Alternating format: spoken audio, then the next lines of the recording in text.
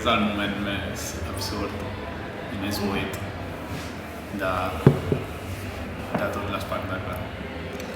Pues estem esperant i la veritat és que volem subir ja perquè volem pujar ja a l'escenari, que ja no sabem què fer i jo m'he agafat una còpia de vi. Ja vas contenta. Mira, Això Sí. és molt cinematogràfic. Sí, totalment. Sí.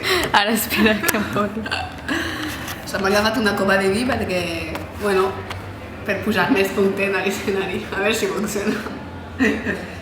No sé, pues sí, estem bé, no? Estem Sí, bé, estem jo estic tranquils. content, estic tranquil i tot. Però sí que tenim bastanta gana de pujar perquè ja començo a tenir gana de menjar i per tant més ràpid Al pujo a concert de l'escenari. igual, tenim ganes de menjar. Volem formatge gratis. Tenim plat de formatge ofert i tot i per tant, no sé, m'encantaria pujar ràpid a l'escenari i després, no, vull dir que mola el moment de l'escenari però m'encantaria que sigui ja, Pim-pam. pim-pam, fem Anem a l'escenari, genial. Som un popurrí, no cal fer pausa. Me la fem tot, però després vinga a beure el Beaujolais Nouveau que ja està, saps? Perquè, no? Le Pujoli.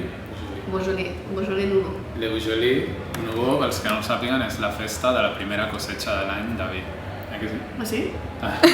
Si no saps tu que ets francesa, o sea, bueno, sí, no? Ah, no ho És sé. la festa del vi. És la festa del vi, sí, perquè sort del vi, acaba de sortir el vi, perquè abans hi ha les vendons, saps? Que la recorda del vi. La vinya. Sí, la vinya. Que és el setembre. Per Això, tant, ara clar. és el primer vi. Clar, és això. Ah. Sí, l'arribada del vi, és així.